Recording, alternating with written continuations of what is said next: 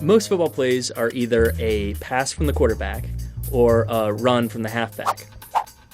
Trick plays subvert those expectations and instead utilize every skill on the field. When they're used on football's highest stage, they're either going to fail spectacularly or they're going to be very successful. Either way, everyone is going to remember that forever. I don't know as many trick plays as you do, but the ones I can think of are onside kicks, Halfback pass. the classic hook and ladder, My favorite, the Fumblerooski. fake field goals, Flea flicker, double reverse, fake punt. and of course a Philly special.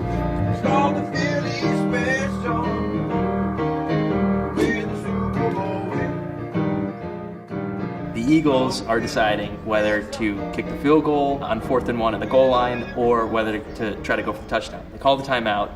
Nick Foles says, Philly special. instead of the quarterback, Nick Foles, handing the ball off, he did that razzle-dazzle at the line, trying to fake out the defense into thinking he's doing something else by just shouting out nonsense. Easy. Kill. Lane. While he's off to the side on the line, they quick all of a sudden snap it to the running back, and then he hands it off to another college quarterback, who then throws it to Nick Foles. It was theater. It was drama. It was like a 3-act play. Did a little acting right there. It worked. The Steelers were up by 4 points in the fourth quarter. Antoine Randall was a receiver of theirs, but in college, he'd been a quarterback. And so what they'd love to do is give him the ball and then just have him throw it. Randall looking to throw it. Everyone knew at some point that the Steelers were going to do this particular trick play, but they didn't know when. Finally, in the fourth quarter of this kind of sluggish game, they're looking for the way that they could put this game away. They give it to Randall on the end around, and then they have him throw it to Hines Ward.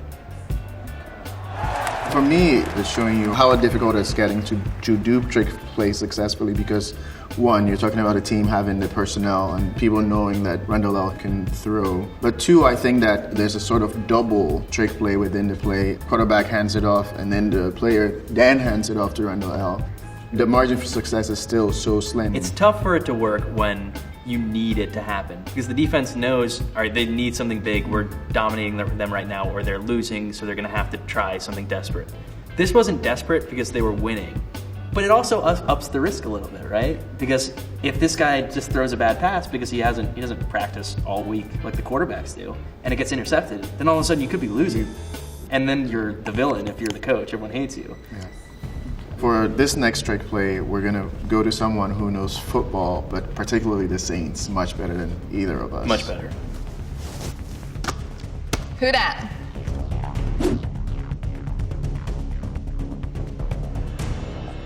Ambush. An onside kick, but here the timing is everything. The Saints have come into the half down 10-6. So, I mean, it's not time for a desperate move, but because it's Sean Payton, he pulls out a trick play. Pulling this and it actually coming out well just changed the course of the game. What you see is the rookie punter, Thomas Morstead. He is known as a kickoff specialist, so he puts this backspin when he kicks it. It goes the 10 yards, but it doesn't get far. At first, it looks like the Colts are going to recover it, which is nightmare scenario for the Saints.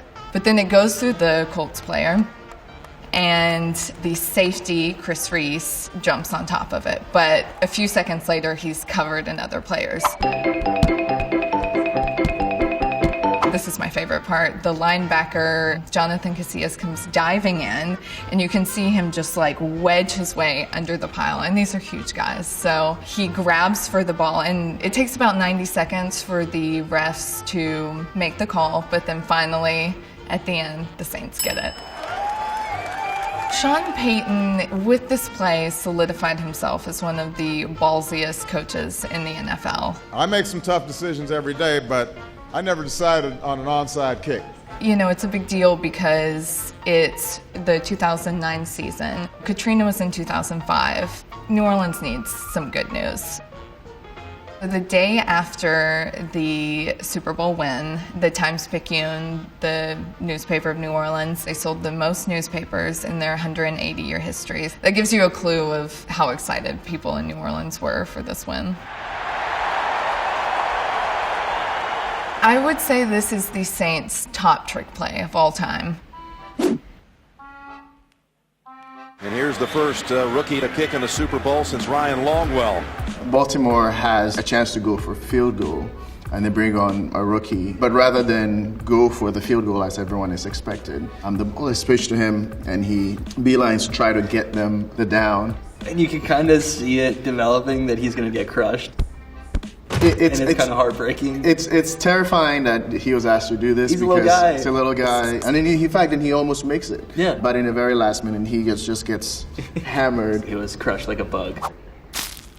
We kind of see fake kicks which end up being like a throw. But in this case, it was just when he had to catch the ball himself and then try to sprint. And so we're seeing the experimentation in different personnel and the number of skills you need to have, because he's probably not the fastest guy in the world. And so at this big stage, to be asked to do this must really be difficult. This was the Super Bowl in which the lights went out for a while. Well, first Beyonce right. performed, because I think she just sucked up all the power. All the energy. And then this was also the brothers squaring up against each other. This is John Harbaugh on the Ravens, Yeah. Jim Harbaugh on the 49ers. So this kind of felt like brothers trying to pull one over on each other. Yeah. But they knew each other so well that I'm sure Jim Harbaugh He was had to like, have I know expected John. something. I grew up with him. Yeah. I've been torturing him my whole life, and he's been torturing me, and I know exactly what he's going to do. Yeah. And that's why it didn't work. So there had to have been some level of expectation. But it still ended up working out for John. He won. A lot of coaches talk about playing with your eyes. So playing with your eyes means that instead of watching the ball, sometimes you're looking at a specific player on the line. And if he blocks a certain way, then that almost always means that a certain play is going to happen. But teams then scout themselves and know that you're reading that player, and so they can exploit that. Perhaps we should expect something like the Philly special, precisely because no one would think it will be repeated again on this stage. Then again, it's so obvious. How can they do it again? Exactly. The lesson is, just go for it. I think the coaches are worried about looking dumb when they try something really big and it fails. Even if it blows up, it's probably not going to be that bad. Yeah. And if it is, then I'm sorry. It's my fault.